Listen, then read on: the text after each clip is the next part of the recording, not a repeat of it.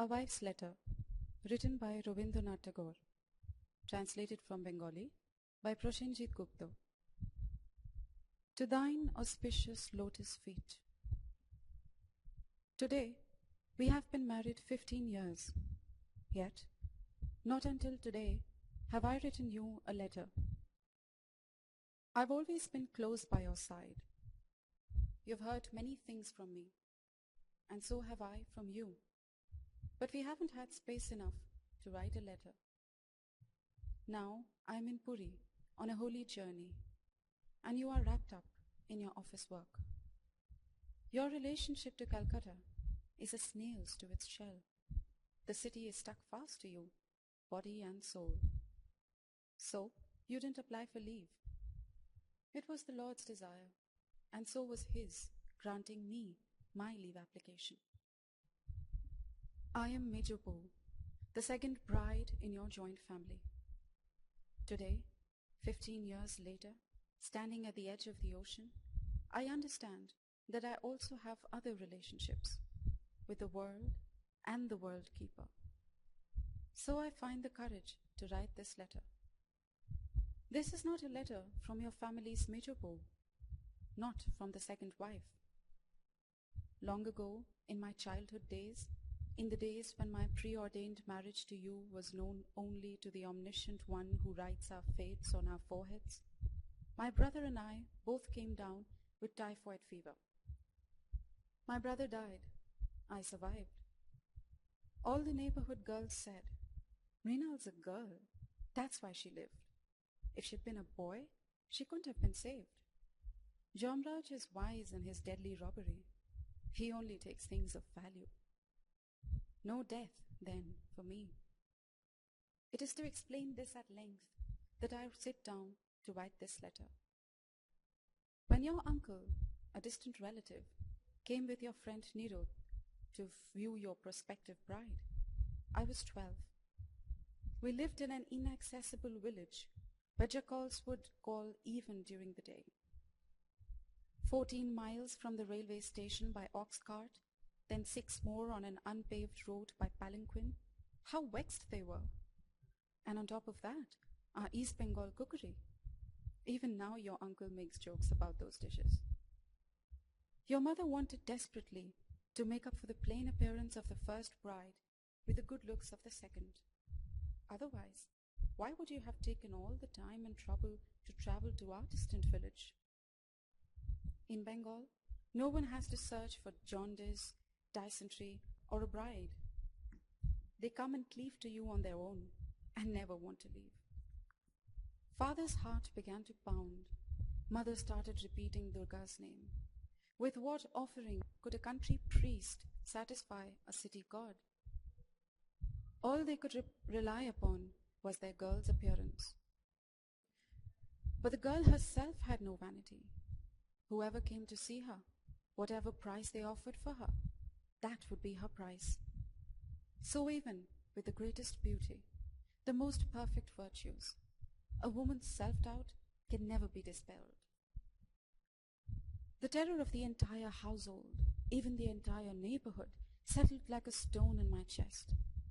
It was as if the day sky, its suffusing light, all the powers of the universe were bailiffs to those two examiners, seizing a 12-year-old village girl and holding her up to the stern scrutiny of those two pairs of eyes.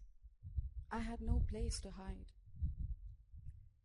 The wedding flutes wailed, setting the skies to mourn. I came to live in your house. At great length, the women tabulated all my shortcomings, but allowed that, by far and large, I might be reckoned to be a beauty. And when my sister-in-law, my Didi, heard this, her face grew solemn. But I wonder what the need was for beauty. Your family didn't love me for it. Had my beauty been molded by some ancient sage from holy Ganga clay, then it might have been loved.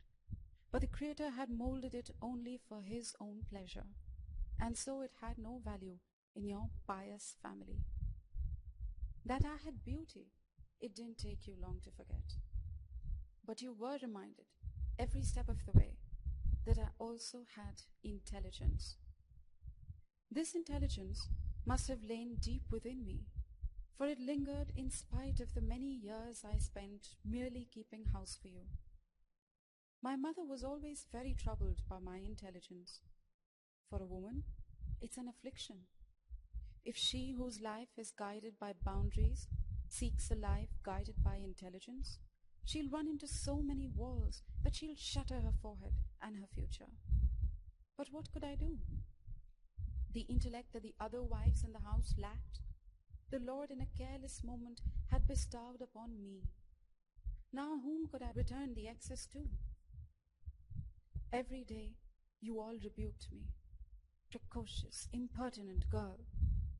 A bitter remark is the consolation of the inept. I forgive all your remarks. And I had something else, outside all the domestic duties of your household, something that none of you knew. Secretly, I wrote poems. No matter if it was all rubbish, at least there the boundary wall of the inner compound could not stop me. There lay my freedom. There I could be myself. Whatever it was in me that kept your Major Beau detached from your family, you didn't like it, didn't even recognize it. In all these 15 years, none of you ever found out that I was a poet. Among the earliest memories that I have of your house, the one that comes to mind is of your cowshed. Right next to the stairway leading up to the inner rooms was the room where the cows were kept. The tiny courtyard in front was all the space they had to roam. A clay trough for their fodder stood in one corner of the courtyard. In the morning, the servants had many things to do. All morning, the starving cows would lick at the edges of the trough, bite at it, take chunks out of it. My heart cried out for them. I was a village girl. When I first arrived at your house, those 2 cows and 3 calves struck me as being the only friends I had in the entire city. When I was a new bride, I would give my food to them. When I grew older, bantering acquaintances, observing the attention I showed the cows, would express their suspicions about my family and ancestral occupation. All cowherds, they said. My daughter was born and died. She called to me, too, to go with her. If she had lived, she would have brought all that was wonderful, all that was large into my life. From Major Beau, I would have become mother. And a mother, even confined to one narrow world, is of the universe. I had the grief of becoming a mother, but not the freedom. I remember the English doctor's surprise upon entering the inner compound. When he saw the confinement room, he grew annoyed and began to scold. There is a small garden at the front of the house, and the outer rooms do not lack for furniture of decoration. The inner rooms were like the reverse of an embroidered pattern. On the inside, there is no hiding the starkness, no grace, no adornment. On the inside, the lights glimmer darkly. The breeze enters like a thief. The refuse never leaves the courtyard. The blemishes on the walls and floors are conspicuous and inerasable. But the doctor made one mistake. He thought this neglect would cause us sorrow. Just the opposite. Neglect is like ashes. Ashes that keep the fire hidden within, but do not let the warmth die out. When self-respect ebbs, a lack of attention does not seem unjust, so it causes no pain. And that's why women are ashamed to experience grief. So I say, if this be your arrangement, that women will suffer, then it is best to keep them in neglect as far as possible. With attention and love, suffering only grows worse. However it didn't even occur to me to recall the existence of grief. In the delivery room, death came and stood by my head. I felt no fear. What is our life that we must fear death? Those whose life bonds have been knotted tight with love and care, they flinch before death. If Jomraj had caught me that day and pulled, then, in the same way that a clump of grass can easily be pulled out from loose earth, roots and all, I too would have come out in his hand. A Bengali girl will wish for death on the slightest pretext. But where is the courage in such a death? I am ashamed to die. Death is too easy for us. Like an evening star, my daughter glowed bright for a moment, then set. I fell again into my eternal routine and to my cows and calves. Life would have passed, slipping on in that way to the end, and today there would have been no need to write you this letter. But a tiny seed blown on the wind can lodge in a brick terrace and put down the roots of a peepal tree. In the end, that seed can split open the heart of brick and stone. Into the set arrangements of my world, a tiny speck of life flew from who knows where, and that started the crack. My elder sister-in-law's sister, Bindu, mistreated by the cousin she lived with after the death of her widowed mother, came to your house to seek refuge with her. Sister. That day, all of you thought, why did this misfortune have to land at our doorstep? I have a contrary nature, so what could I do? When I saw that you were angry at her, my heart went out to this defenseless girl, and I resolved to stand firm at her side. To have to seek shelter at another's house against their will, what an indignity that is. Even if we are forced to accept someone against our will, should we push them away? Ignore them? And I watched my Didi. Out of great compassion, she had brought her sister Bindu in, but when she saw her husband's annoyance, she began to pretend that Bindu's presence was an unbearable imposition on her too, and she'd be relieved to be rid of her. She couldn't muster up the courage to express her affection publicly for her orphaned sister. She was a very devoted wife. Observing her dilemma, I grew even more distressed. I saw her make the rudest arrangements for Bindu's food and clothing, and she ensured that everyone knew about it, and so demean her in every way, even engaging her in household chores as she would a housemaid, that I was not only sad, but also ashamed. Didi was anxious to prove to everyone that our household had been fortunate in obtaining Bindu's services at bargain rates. The girl would work tirelessly, and the cost was minimal. Didi's father's family had had nothing other than its high lineage, neither good looks nor wealth. How they fell at your father's feet, importuned him to take her into your family, you know all that. Didi herself has always thought of her marriage as a grave indignity to your family. That is why she tries in every way to draw herself in, not to impose. She takes up very little space in this house. But the virtuous example she set gave me a great deal of trouble. I could not humble myself in all ways as she had done. If I find something worthy, it's not my inclination to disparage it just to please someone else. You have had proof of this many times. I drew Bindu into my room. Didi said, "The girl comes from a simple home, and Mijubo is going to spoil her." She went around complaining to one and all as if my actions were putting the family in great peril. But I'm sure that deep inside she was greatly relieved. Now the responsibility was mine. She had me display the affection towards her sister that she could not herself show, and her heart was lightened by it. Didi always tried to leave a few years off Bindu's age. She was no less than 14, and it was just as well to mention this only in private. As you know, her looks were so plain that if she were to fall and crack her head against the floor, people would first concern themselves about the floor. In the absence of father and mother, there was no one to arrange a marriage for her.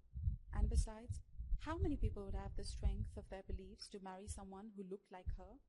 Bindu came to me in great fear, as if I might not be able to bear her touch, as if there were no reason for her having been born into this great universe. And so she would always shrink away as she passed, lower her glance as she walked by. In her father's house, her cousin had not even given her a corner in which an unwanted object might lie. Unwanted clutter makes its own space around the house, and people forget it's there. Not only is an undesired person not wanted where she is, but while there, she is also not easily forgotten, so there is no place for her, even in the trash heap. It could not be said that Bindu's cousins themselves were greatly desired by the rest of the world, though they were comfortably off. When I brought Bindu into my room, she began to tremble. Her fear caused me great sorrow. I explained gently that there would always be a little space for her in my room. But my room wasn't mine alone, so my task wasn't easy. And after only a few days, she suffered a red rash on her skin. Maybe it was prickly heat or something else. Anyway, all of you decided it was smallpox. After all, it was Bindu.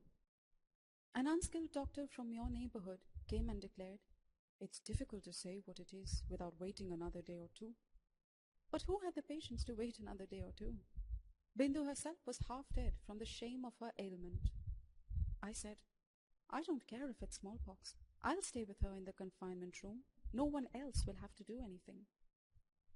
On hearing this, all of you gave me extremely menacing looks, even seemed poised to do me harm. Bindu's sister, feigning extreme displeasure, proposed sending her to the hospital. Soon, however, Bindu's rash faded away completely.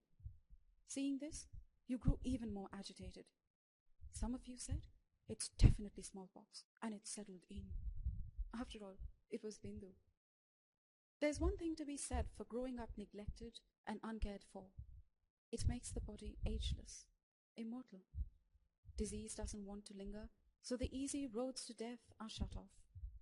The illness mocked her and left. Nothing at all happened. But this much was made clear. It is most difficult to give shelter to the world's most wretched. Whoever needs greatest shelter also faces the greatest obstacles to gaining it. As Bindu's fear of me ebbed, another problem arose. She began to love me so much that it brought fear into my heart. I have never seen such an embodiment of love in real life. I've read of it in books, of this kind of intense attachment, and there too between women. Not for many years had I had occasion to remember that I was beautiful. That long-forgotten beauty had charmed this plain-looking girl. She'd stare at my face, and the hope and trust in her eyes would grow. She'd say to me, "Didi, no one but me has seen this face of yours." She'd become upset when I dyed my hair myself.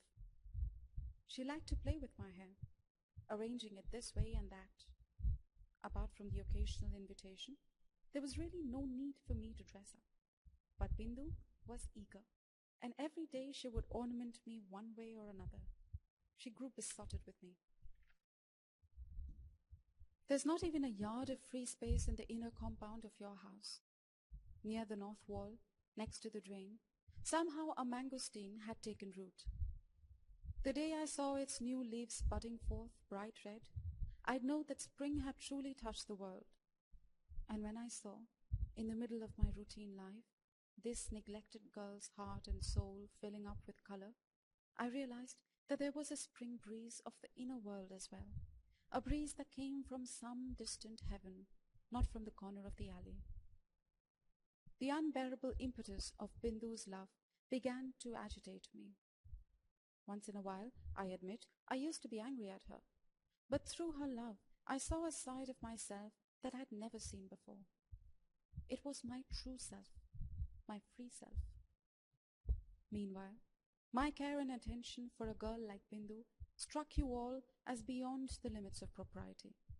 And so there was no end to petty scoldings and peevishness. When one day an armlet was stolen from my room, you felt no shame hinting that Bindu must have had something to do with it. When during the Swadeshi movement, the police began to search people's houses, you came very easily to the conclusion that Bindu was a police informer. There was no other proof of that, only this: she was Bindu. The maidservants in your house would object to doing the slightest work for Bindu. If ever I asked one of the women to fetch Bindu something, she would pause, frozen in reluctance. And so my expenses for Bindu went up. I engaged a special maid for her. None of you liked that. You saw the kinds of clothes I gave Bindu to wear, and you became incensed. You even cut off my spending money. The very next day, I began to wear coarse, unbleached, mill-made 10 Anna dhutis. And when the maid came to take my plate away after lunch, I told her not to. I fed the leftover rice to the calf and went to the courtyard tap to wash the plate myself. You saw that and were not too pleased. But the idea that not pleasing you was all right, that your family's pleasure was of little consequence, had not yet entered my mind. Your anger increased, and meanwhile, Bindu's age kept increasing too. This natural progression embarrassed all of you to an unnatural degree. One thing surprised me: why you didn't force Bindu to leave. I understand it now. Deep inside, you were all afraid of me. Deep inside, you could not help respect the intelligence that God had given me. In the end, not strong enough yourselves to make Bindu leave, you sought the shelter of the gods of matrimony. Bindu's wedding was arranged. Didi said, "Saved. Ma Kali has protected the honor of our clan." I didn't know who the groom was. I heard from you all that he was worthy in every respect. Bindu came to me and sat at my feet and cried, "Didi, why do I have to be married?" I tried to explain things to her. "Bindu, don't be afraid. I've heard your groom is a good man." Bindu said, "If he's a good man, what do I have that he would like me?" The groom's people did not even mention coming to see Bindu. Didi was greatly relieved. But Bindu cried night and day. Her tears didn't want to stop. I knew how painful it was for her. In that world, I had fought many battles on her behalf. But I didn't have the courage to say that her wedding should be called off. And what right did I have to say that anyway? What would become of her if I were to die? First of all, she was a girl, and on top of that, she was dark-skinned. What kind of household she was being sent off to? What would become of her? It was best not to think of such things. If my mind turned to such thoughts, the blood would shudder in my heart. Bindu said, "Didi, just 5 more days before the wedding. Can't I die before then?" I scolded her sharply, but the one who sees within knows. If there was some way she could have passed easily and into death, I might have been relieved. The day before the wedding, Bindu went to her sister and said, "Didi, I'll just stay in your cow shed. I'll do whatever you tell me to. I beg you, don't get rid of me like this." For some time now, I had seen Didi wipe her eyes in quiet moments. Now, too, her tears ran. But the heart could not be everything. There were rules to live by. She said, "You must realize, Bindi dear, a husband is a woman's shelter, her protector, her salvation, her everything. If suffering is written on your forehead, no one can avert it."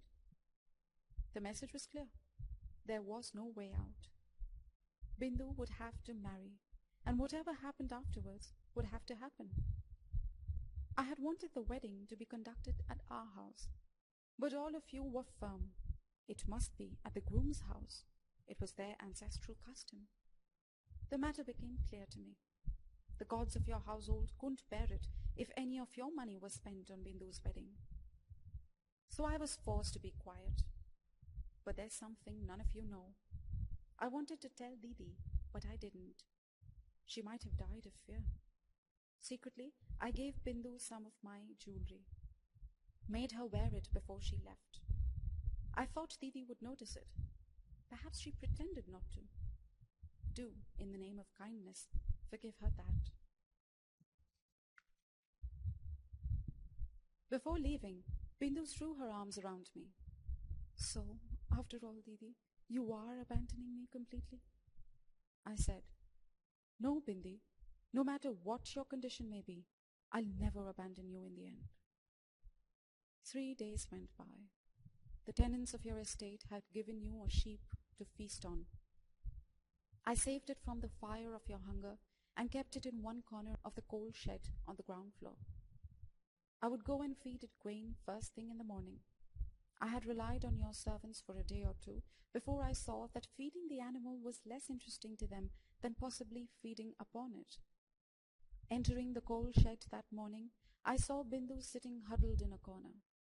As soon as she saw me, she fell at my feet and began to cry. Bindu's husband was insane. Is that really true, Bindi? Would I tell you such a lie, Didi? He's insane. My father-in-law wasn't in favor of this marriage, but he's mortally afraid of his wife. He went off to Kashi before the wedding. My mother-in-law insisted on getting her son married. I sat down on the heap of coal. Woman has no compassion for woman. Woman will say, she's nothing more than a woman. The groom may be insane, but he's a man. Bindu's husband did not seem deranged to look at, but once in a while he grew so frenzied that he had to be locked up in his room. He was fine on the night of the wedding, but the next day, perhaps as a result of the excitement, staying up late and so on, he became completely unbalanced. Bindu had just sat down to lunch when her husband suddenly grabbed her brass plate and flung it, rice and all, out into the courtyard. For some reason, he was seized with the notion that Bindu was Rani Rashmuni herself, and that the servant must have stolen her platter of gold and given her his own lowly plate instead. Hence his outrage. Bindu was half dead from fear. When on the third night her mother-in-law ordered her to sleep in her husband's room, Bindu's heart froze within her. Her mother-in-law was a terrible woman. If she was angered, she lost all control of herself.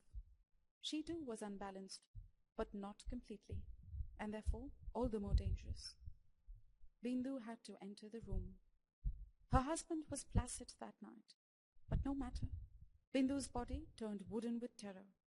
With what silence and craft she made her escape after her husband fell asleep, it's not necessary to describe at length. I burned from contempt and anger. I said, a marriage based on such a deception is not a marriage at all. Bindu, stay with me the way you did before. Let's see who dares to take you away. You all said, Bindu's lying.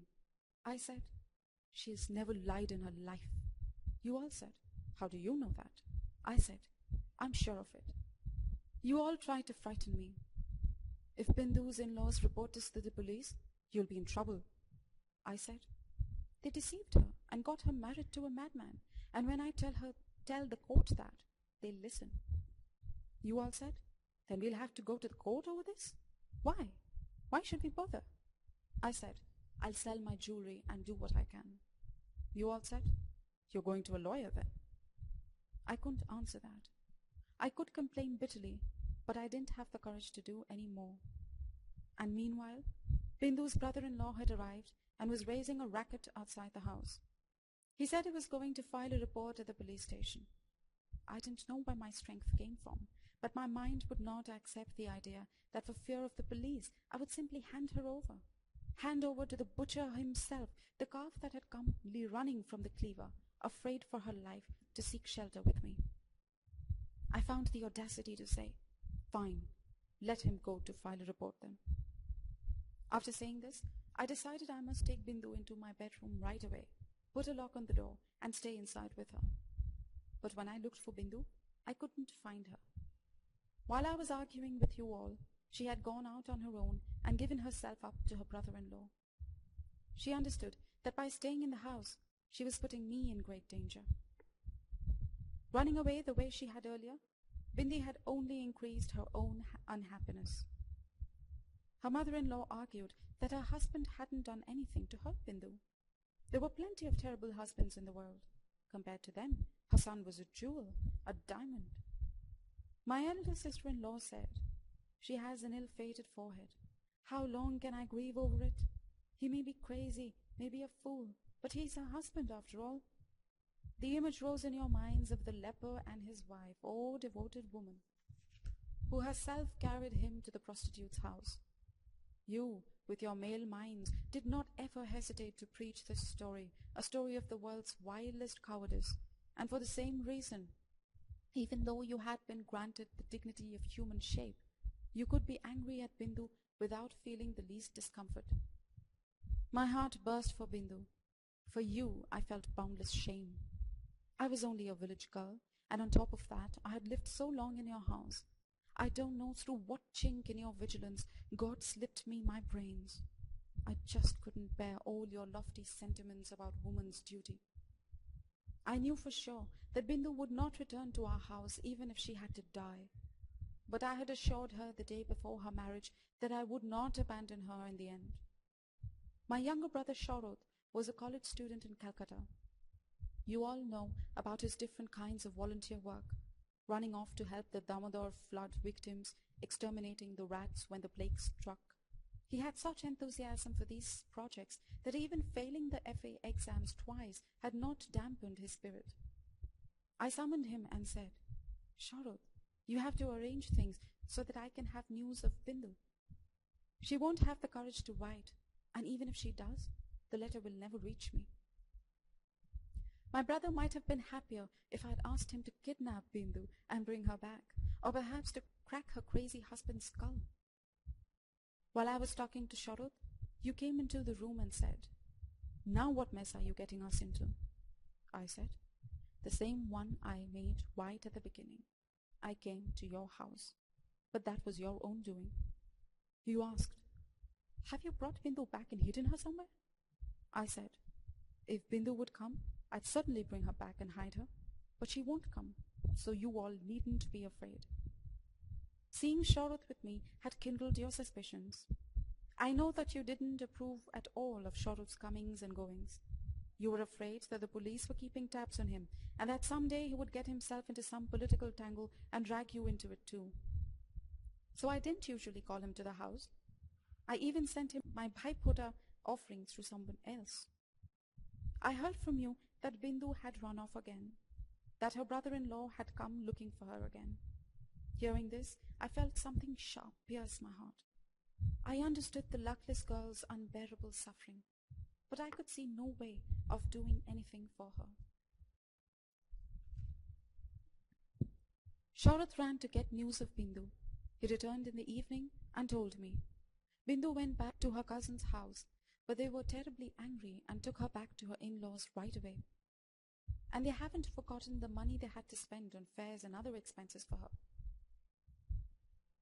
As it happened, your aunt had come to spend a few days at your house before leaving for Sri Khetro on a pilgrimage.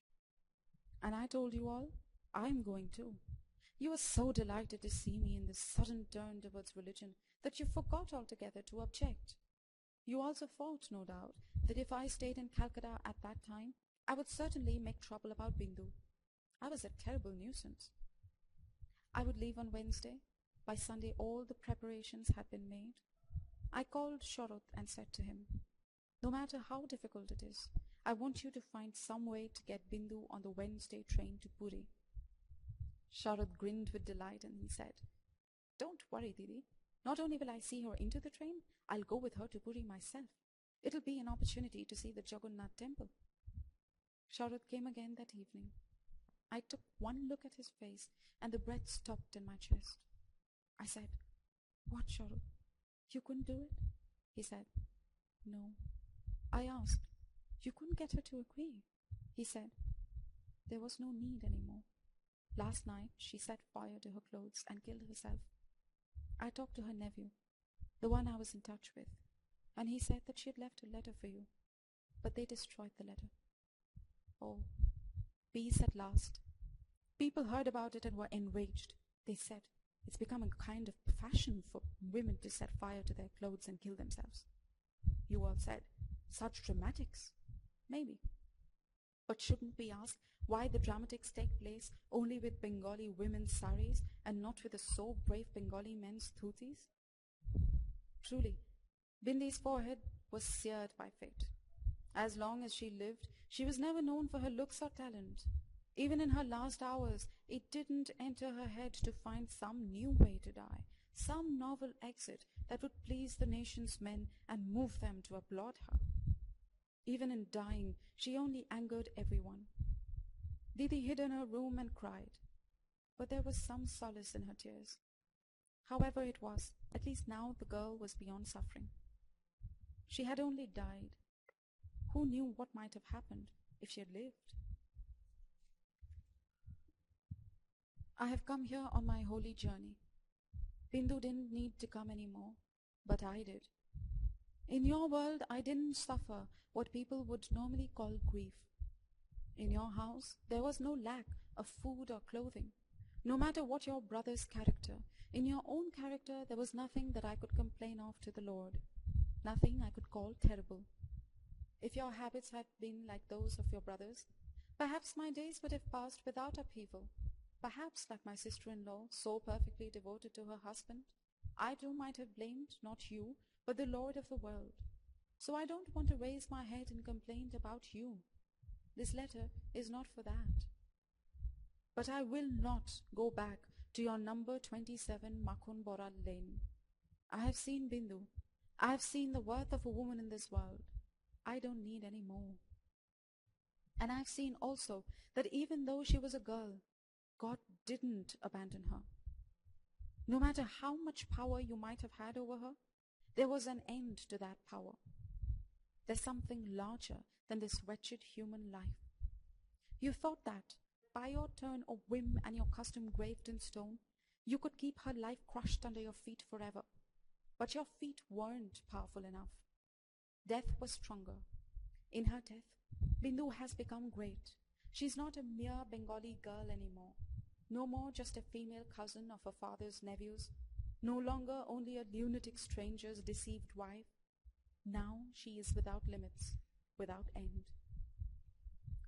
The day that death's flute wailed through this girl's soul, and I heard those notes float across the river, I could feel its touch within my chest.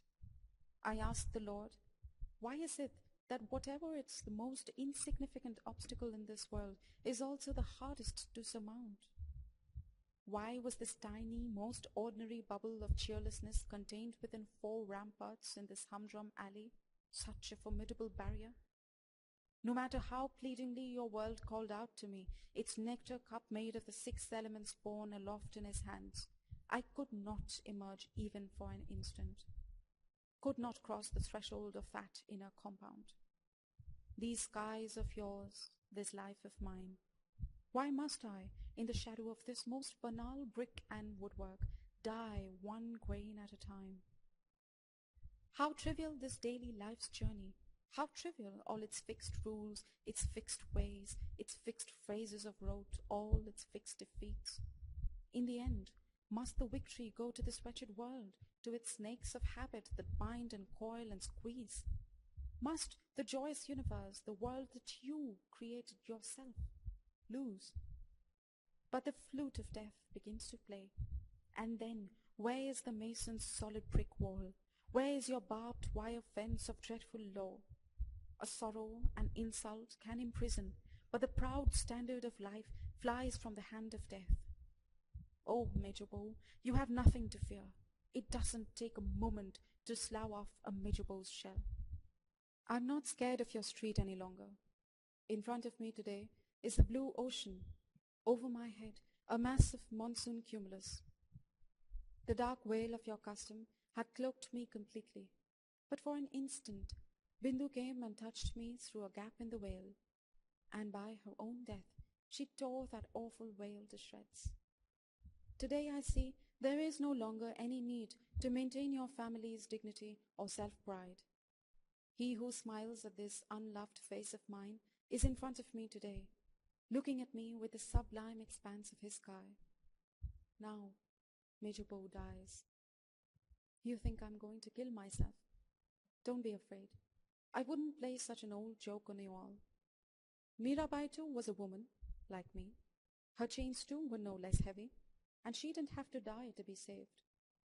Mirabai said in her song, no matter if my father leaves, no my mother too, let them all go, but Mira will persevere, Lord, whatever may come to pass. And to persevere, after all, is to be saved. I too will be saved. I am saved. Removed from the shelter of your feet, Rinal.